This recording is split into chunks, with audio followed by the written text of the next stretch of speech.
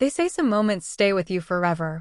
No matter how much time passes, no matter how much you try to push them away, they linger. They replay in your mind like an old, broken record, over and over again, until you start to wonder if they were ever real at all. It's been 2 years since that night. 2 years since I crossed a line I never thought I would cross. 2 years since I found myself standing at the edge of something dangerous, something forbidden, and instead of turning back, I closed my eyes and I let it happen. The scariest part? I don't even know if it was a mistake, or if deep down, it was a choice I had been waiting to make. I remember the way the air felt that night, thick, heavy, suffocating. The way the city lights blurred together as I stumbled down the sidewalk, my heels clicking against the pavement, my body warm from one too many drinks. I wasn't supposed to drink that much. I had told myself I'd just have 1 glass of wine, maybe 2. I had promised myself I'd be careful. But promises don't mean much when you feel empty. And I had been feeling empty for a long, long time. The work party was supposed to be a distraction. A way to escape, just for a little while, from the cold, quiet house I shared with my husband. A house that felt more like a museum than a home. He barely looked at me anymore. Barely spoke to me. It was like I was just there. A part of the furniture. Something he had gotten used to, but no longer noticed. So when my coworkers laughed at my jokes, when they leaned in a little closer, when their eyes lingered on me in ways my husband's never did, I let myself enjoy it. Just for the night. Just for a moment. But moments have consequences. By the time I stepped outside, I was dizzy, floating somewhere between tipsy and drunk. My phone slipped from my fingers as I tried to call my husband. It rang and rang and rang. No answer. Of course. I sighed, swaying slightly, my vision swimming. I needed to get home. But how? And then, his voice. A voice I had heard 1,000 times before. A voice that had always been safe, familiar. But that night, something was different. Are you okay? I turned, blinking up at him. He stood there, his face half-shadowed under the streetlight, his eyes filled with something I couldn't quite place. Concern? Amusement? Something else? Jake, my stepson. He was the last person I expected to see that night. The last person I should have called. But there he was. And in that moment, in my drunken haze, I felt something shift. I should have said no. I should have told him to leave. I should have done a lot of things. But instead, I let him take my hand. I let him guide me to his car. And as we drove through the empty streets, his voice soft, his presence steady, something inside me whispered, "This is dangerous." And I didn't care. Before I tell you what happened next, make sure you subscribe to Shocking Infidelity Cases for more real-life confessions that reveal the darkest corners of human emotions. Because trust me, this story is just getting started. My name is Claire. I'm 38 years old.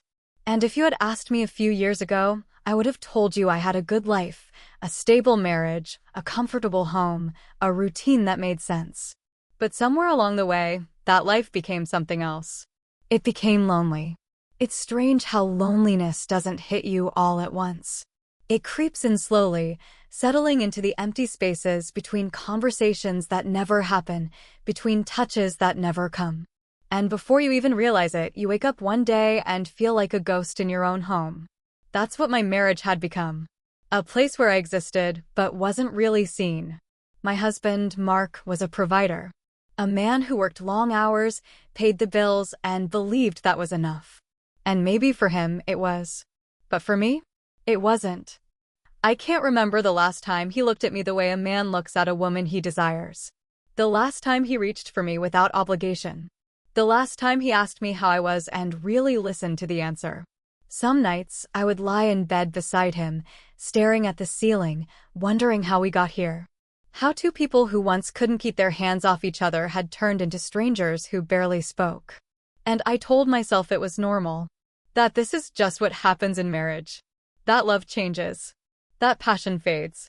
But then, there was Jake. Jake, my stepson. He wasn't a boy anymore. He was a man, 25 years old, strong, confident, kind. And unlike his father, he saw me. It started small. Casual conversations in the kitchen while Mark was still at work. A joke here, a knowing glance there. He had this way of making me laugh when I didn't even feel like smiling. He listened when I spoke, really listened. And I started looking forward to those moments with him more than I should have. I told myself it was innocent, that I was just grateful for the attention. But deep down, I knew better. Jake had always been there, a part of my life since he was a teenager. But over the years, our relationship had shifted. We understood each other in ways that no one else seemed to. And maybe, just maybe, that closeness was becoming something else. Our home was big, beautiful, but cold. The kind of place where the walls echoed with silence, where Mark's absence felt heavier than his presence. And in that emptiness, I found myself searching for warmth anywhere I could find it. And that night, when Jake showed up, I found it in him. That night started like any other. Or at least, that's what I told myself. It was my company's annual work party, an event I normally wouldn't have cared much about. But this year, I was desperate for an excuse to get out of the house. To dress up. To feel something. I spent extra time getting ready, slipping into a sleek black dress that hugged my body just right. I looked in the mirror, tilting my head slightly, searching for the woman I used to be. The woman who once felt beautiful, desired. I imagined Mark standing behind me, his hands on my waist, whispering something in my ear. But when I walked into the bedroom, he barely glanced up from his laptop. "Don't wait up," I said, testing him, hoping for a reaction. A flicker of jealousy. Even a simple "be careful." He only nodded, his eyes glued to the screen. And just like that, I had my answer. The party was at an upscale downtown bar, dimly lit with soft music playing in the background. Colleagues laughed, conversations buzzed, and glasses clinked in toasts. It was lively. Warm. Everything my home wasn't. I started with a glass of wine. 1 became 2. 2 became 3. The more I drank, the lighter I felt, like I was shedding my skin, stripping away the version of myself that was tired, unseen, unwanted. A coworker, Daniel, leaned in closer as we talked. His gaze lingered a little too long on my lips. His laughter came too easily. And I liked it. I liked the attention. The way his eyes moved over me in a way Mark's never did anymore. I liked knowing that, at least for tonight, I was desirable. I wasn't naive. I knew where the night could lead if I let it. But deep down, I also knew something else. Daniel wasn't the one I wanted. That realization hit me harder than the alcohol. The room started spinning slightly, my body suddenly too warm. I needed air. I needed to go home. I fumbled for my phone, my fingers clumsy as I dialed Mark's number. It rang. And rang. And rang. No answer. Of course. I sighed, blinking against the dizziness. I could call a cab. Or maybe I could just stay a little longer. Enjoy this feeling a little more before going back to that cold, empty house. But before I could decide, my phone buzzed in my hand. A message. "Jake, you okay?" I hesitated. The answer should have been simple. But my hands were already typing before my mind caught up. I drank too much. Trying to get home. I didn't expect him to reply so quickly. "Jake, where are you?" I glanced around, typing out the address. "Jake, I'm on my way." I stared at the screen, my heart skipping, not from relief, but from something else. Minutes later, I stepped outside, the night air biting against my flushed skin. The city lights blurred around me, everything feeling distant, surreal. Then I saw him. He leaned against his car, hands in his pockets, eyes locked on me. He looked different. Not like the boy I had helped raise. Not like the stepson who used to run around our house, leaving muddy footprints on the floor. No. Tonight, he looked like a man. A man who had come to my rescue without hesitation. A man whose gaze held something unreadable. I swallowed hard. He pushed off the car, walking toward me. "You look." He stopped, eyes trailing over me in a way that made my breath catch. "Beautiful." I let out a small, nervous laugh. I probably looked drunk. He smirked. That too. There was something in the air between us, something heavy and unspoken. But I was too lightheaded to make sense of it. He reached for me, his hands gentle as they steadied me. The warmth of his fingers against my skin sent a shiver up my spine. It was a simple touch, innocent, even. But it didn't feel innocent. I felt it when he led me to the car, his grip lingering just a second too long. I felt it when he helped me into the passenger seat, his hand brushing my thigh. And I definitely felt it when our eyes met for a beat too long before he shut the door. As he slid into the driver's seat, the air between us crackled with something dangerous. I should have said something. I should have broken the tension with a joke, changed the subject, something. But I just sat there, watching him, feeling something I shouldn't feel. And as the car pulled away from the curb, one thought whispered through my drunken haze. This is dangerous. And I don't care. The ride home was quiet, but not the kind of comfortable silence I was used to with Jake. No, this silence was thick, weighted, pressing against my chest with every passing second. I could feel it, this invisible thread pulling tight between us, something unspoken humming in the air. I told myself I was imagining it. He was just being kind. I was just drunk. But I wasn't so drunk that I couldn't feel it. I turned my head slightly, watching him as he drove. His hands gripped the steering wheel, knuckles flexing slightly. His jaw was tense, his gaze focused straight ahead. But every so often, his eyes flickered toward me, quick glances, barely noticeable. Except I noticed. And the way he looked at me? It wasn't how a son should look at his stepmother. A wave of guilt crashed over me so fast it nearly made me sick. This was Jake, the boy I had helped raise, the son of the man I had vowed to love. So why did it feel so good to have him here? Why did his presence settle something deep inside me, something that had been aching, starving, desperate for attention? I clenched my hands in my lap, my breath unsteady. This was wrong. But if it was so wrong, why did my body betray me? Why did I feel heat creep up my neck when he reached for the gear shift, his fingers so close to my knee that I could feel the warmth radiating off his skin? Why did my stomach twist when he exhaled sharply, gripping the wheel a little tighter, like he was fighting something, too? I needed to get out of this car. Fast. When we pulled into the driveway, the house was dark. No sign of Mark. Of course. I swallowed the lump in my throat as Jake cut the engine. I reached for the door handle, eager to escape this unbearable tension, but before I could push it open, his voice stopped me. You okay? His voice was quiet. Steady. Too steady. I hesitated before nodding. Yeah. Just. Too much wine. He didn't move. Neither did I. The air inside the car was thick charged. A slow, suffocating heat. Jake exhaled, running a hand through his hair. Come on. Let's get you inside. I shouldn't have let him help me. I should have laughed it off, waved him away, stumbled inside on my own. But when he opened my door and reached for me, I didn't resist. His arm slid around my waist as I stepped out, his hold firm but careful. I could feel the strength in him, the quiet protectiveness. And for a moment, just a moment, I let myself sink into it. Because when was the last time someone had taken care of me? When was the last time someone had looked at me the way he did? Stop.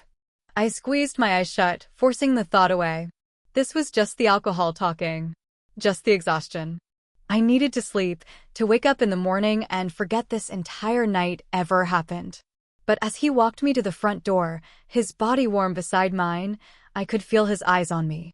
And I knew, deep down I knew, he was feeling it too. I woke up with a dull ache behind my eyes, the weight of last night pressing against my skin like a heavy blanket. The room was still dim, early morning light creeping through the curtains. My mouth was dry, my body sluggish, but more than anything, I felt uneasy. Not because of the wine, but because of him. Because of the way his hands had felt against my waist. Because of the way he had looked at me in the car. Because of the part of me, deep, hidden, shameful, that had wanted him to. I sighed, running a hand through my hair, trying to shake off the lingering haze. I needed coffee, a cold shower, a reason to forget everything. Dragging myself out of bed, I padded down the hallway, expecting the kitchen to be empty, expecting silence. But he was there. Jake stood at the counter, pouring coffee into a mug. He glanced over his shoulder when he heard me, and for a second, we just stared at each other. Something flickered in his expression, something unreadable. "Morning," he said, his voice softer than usual. I swallowed. "Morning." He turned, holding out the cup. "Made you coffee. Thought you might need it." I hesitated before taking it, fingers brushing his for half a second too long. It was such a small thing. A touch. A simple, meaningless touch. But the air shifted. Or maybe it had already shifted, and I was just now noticing. I took a slow sip, hoping the bitterness would ground me. "Thanks. You didn't have to." Jake leaned against the counter, arms crossed. "You feeling okay?" I nodded, but I could tell he didn't believe me. And maybe he was right not to. Because standing there, with him watching me like that, like I was something fragile, something worth looking at, my body didn't feel like my own. It felt awake. And that terrified me. Over the next few days, something changed between us. It wasn't sudden, like a switch flipping. It was slow, careful, the way a fire spreads beneath the surface before anyone notices the smoke. It started with small things. A passing comment. A lingering glance. The way he leaned in just a little too close when we talked. And then, one night, we sat together in the living room, the TV playing some mindless show neither of us was watching. Mark was still at work, late as usual. The house was quiet. Too quiet. Jake exhaled, running a hand through his hair. "I don't get it," he said, his voice low. I glanced at him. "Get what?" He turned his head toward me, eyes dark, unreadable. "How he doesn't see you." My breath caught in my throat. I forced a laugh, shaking my head. "Jake." "No, really." His voice was sharper now, edged with something deeper. "He has you. And he acts like you're invisible." I opened my mouth, then closed it. Because what could I say? That I had been asking myself the same thing for years?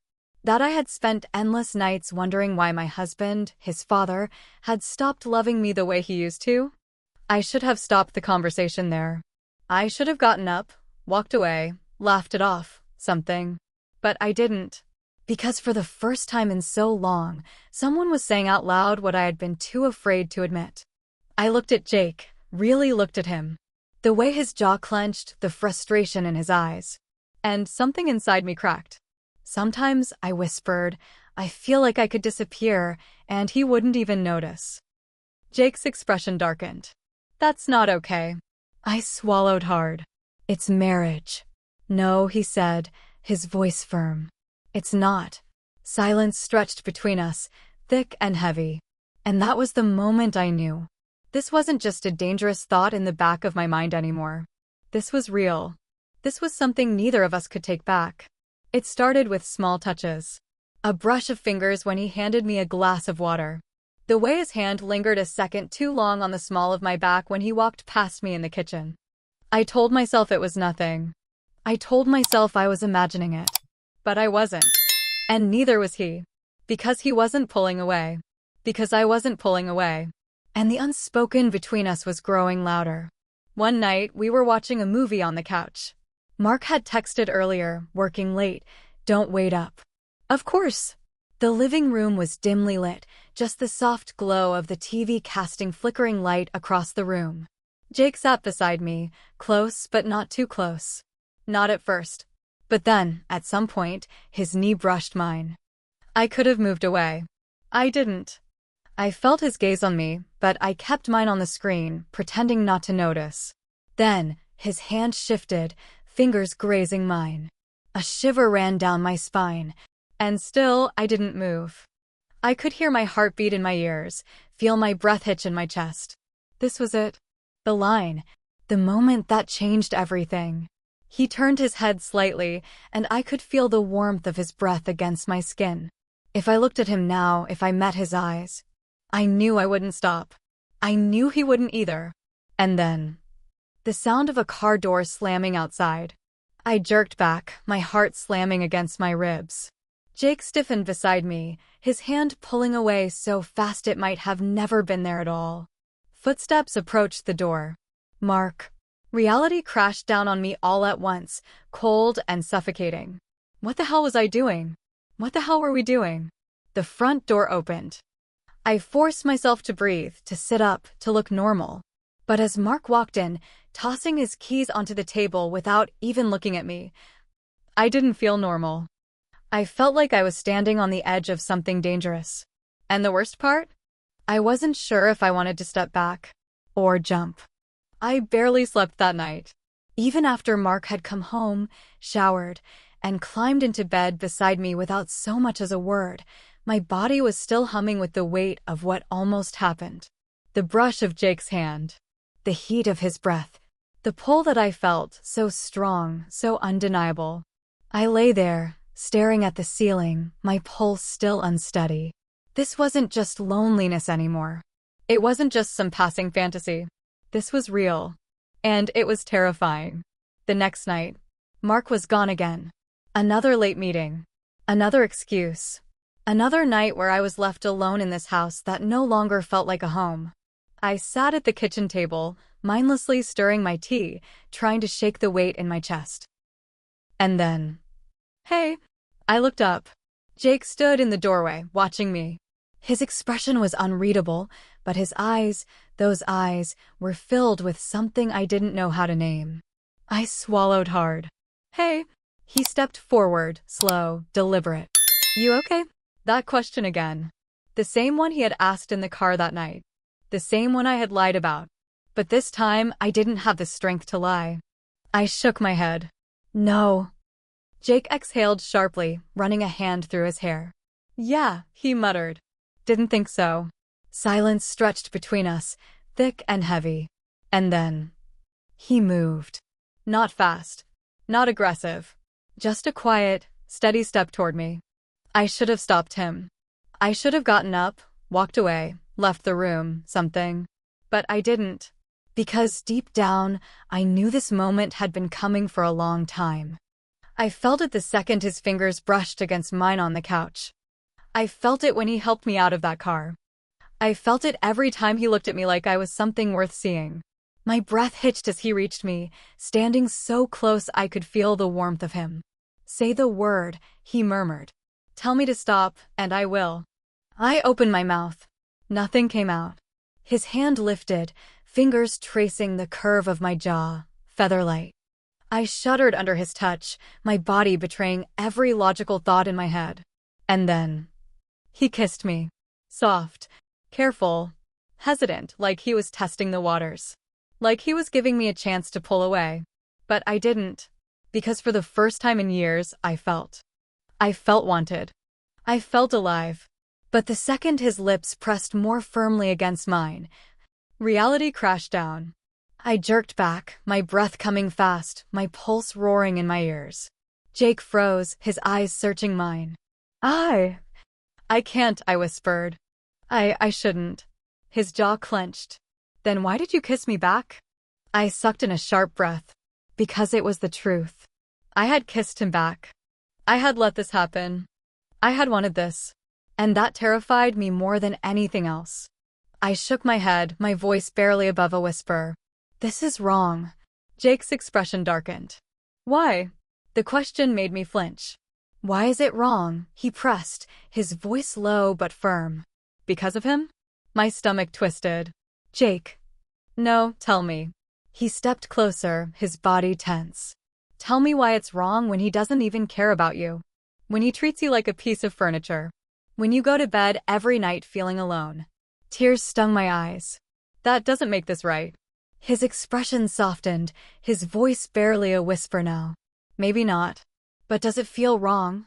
I opened my mouth, then stopped. Because I didn't have an answer. Because when he kissed me, when his hands touched me, when he looked at me like I was something more than invisible, nothing had ever felt more right. And that was the most dangerous part of all. He exhaled sharply, dragging a hand through his hair. His frustration was palpable, but beneath it, there was something else. Something raw. Something real. He hesitated for only a second before he spoke again. I've thought about this for a long time. I stiffened. Jake. He shook his head. No. I need to say it. His voice was firm, unwavering. I don't see you as just my stepmother. My heart pounded. I never have, he admitted, his voice barely above a whisper. Not really. I stared at him, every rational thought in my head crumbling.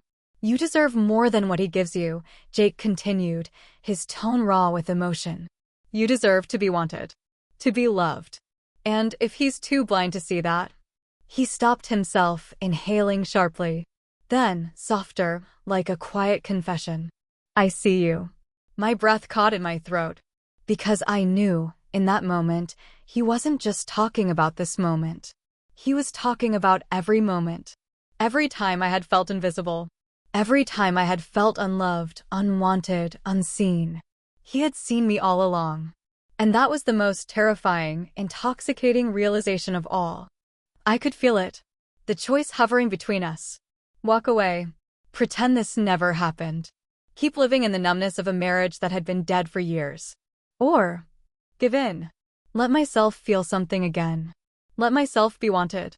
I knew what the right choice was. I knew. But when Jake reached for me again, his fingers grazing mine, I didn't pull away. I avoided him. For the next few days, I did everything in my power to pretend like it never happened.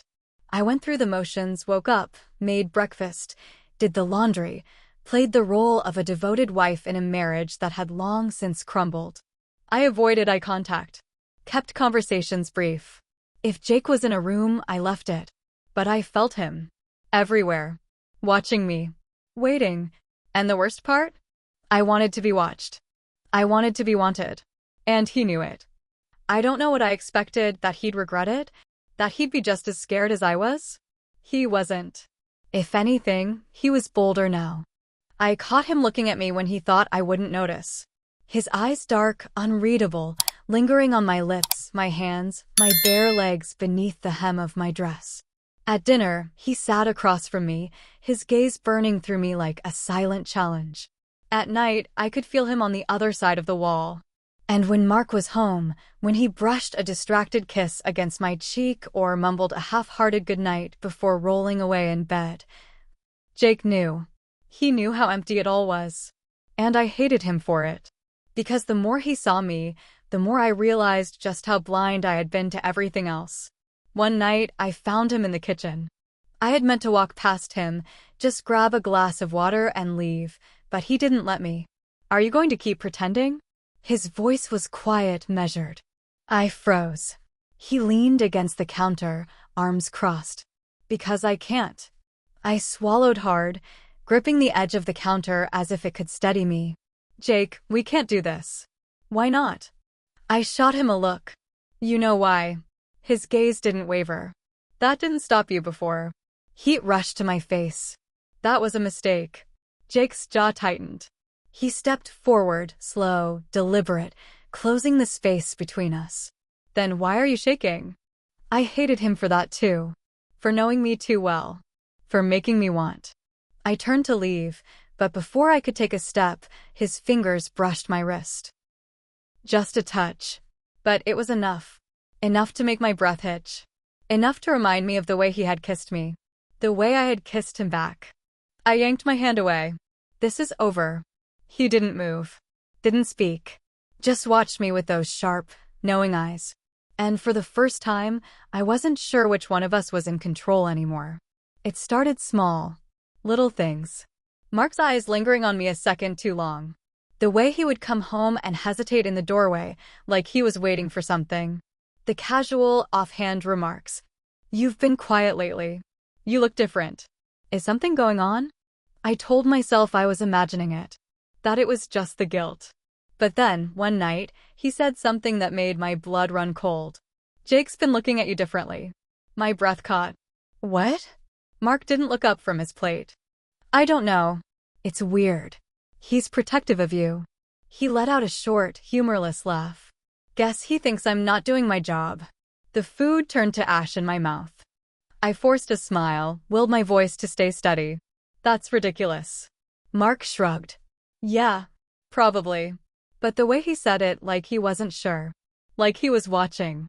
I excused myself from the table and locked myself in the bathroom, my pulse hammering in my ears. Did he know? Had he seen something? Or was it all in my head? I pressed my hands against the cool porcelain sink, staring at my reflection. This had to end. Now, before I lost control. Before I lost everything. But as I closed my eyes, all I could see was him. Jake. His touch. His lips. His voice whispering against my skin. I see you. And deep down, I knew. This wasn't over. Not even close. I couldn't breathe. Standing in that bathroom, my hands gripping the sink, my pulse hammering against my ribs, I felt like I was drowning. Mark knew. Or maybe he didn't. Maybe it was just paranoia. Maybe I was imagining the way his eyes lingered, the subtle suspicion laced in his voice. But what if I wasn't? What if he had seen something? What if this whole thing was about to come crashing down around me? I squeezed my eyes shut, my mind spiraling. I should tell him. I should confess. Rip the bandage off and end this madness before it got worse. Before I lost everything. Before I lost myself. But the words wouldn't come. Because the truth was, I didn't want to let it go.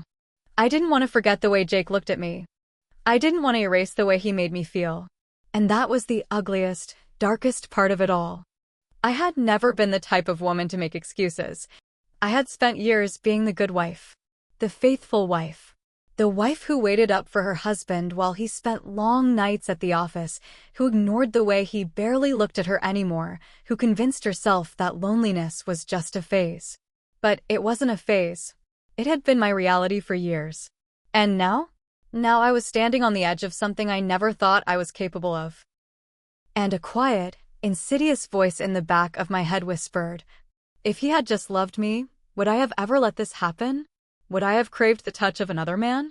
Would I have fallen so easily into something I knew was wrong? Would I have kissed Jake back? I didn't know. And maybe I didn't want to know. Because the moment I admitted that Mark had pushed me to this, that his neglect, his coldness, his indifference had driven me into another man's arms, I wouldn't be the villain of my own story anymore. And maybe I deserved to be. Maybe this was my fault. Maybe it wasn't. I didn't know which answer scared me more. I told myself to stop thinking about him.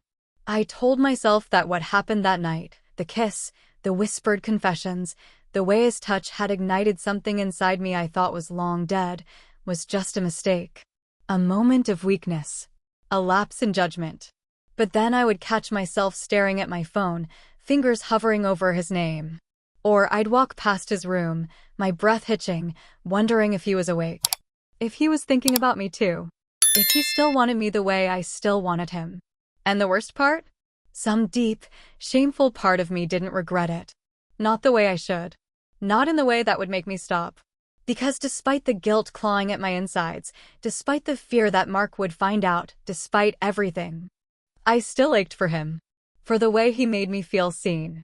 For the way he looked at me like I was desirable. For the way he touched me like I was his. And that, more than anything else, was what terrified me the most. Because no matter how much I tried to push it down, I knew this wasn't over. Not yet. I wish I could tell you I stopped. That I came to my senses, that I pulled away before it was too late. That I did the right thing. But the truth is, I don't know what the right thing is anymore. Was it wrong to crave what I had been missing for so long? Was it truly infidelity when my marriage had been dead for years? Or was it just fate, pushing me toward something I had been secretly longing for all along? Because in the end, it didn't feel like a mistake. It felt like a choice. One I had been waiting to make. And now, as I sit here, 2 years later, replaying every moment in my mind, I find myself asking, if you were me, what would you have done? Would you have walked away? Or would you have given into the one thing that finally made you feel alive? Tell me what you think in the comments. Was this a mistake, or was it destiny? And if you want to hear more stories that reveal the shocking realities of love, betrayal, and the choices that change lives forever, subscribe to Shocking Infidelity Cases. Because the truth is, there are some secrets that can never be undone. Loneliness is a strange thing. It creeps in slowly, like a shadow stretching across the floor at sunset. At first, you barely notice it. It's just a quiet ache, a small emptiness, something you tell yourself will pass. But then the days turn into months. The months into years. And before you know it, that loneliness isn't just a feeling anymore, it's a part of you. A weight in your chest, a silence in your home, a presence in your bed, even when someone is lying right beside you. That's what happened to me. That's how it started. A need so deep, so desperate, I didn't even realize I was drowning in it. Until Jake. Until he pulled me from the wreckage of my own life and made me feel something I thought was long gone. And for a moment, just a moment, I let myself believe it wasn't wrong. That it was something I deserved. That it was something I was meant to have. But the truth is, loneliness can make you do things you never imagined. It can make you cross lines you swore you never would. It can make you betray the people you once loved. And sometimes, the scariest part is realizing you don't regret it at all. Not the touch. Not the kiss. Not the way he made me feel like I was alive again. The only thing I regret is that I can never go back. I can never be the woman I was before that night. And I can never undo what I've done. So, tell me, if you had been in my place, if you had felt what I felt, if you had been starving for love for years, would you have done anything differently? Or would you have let the loneliness consume you too?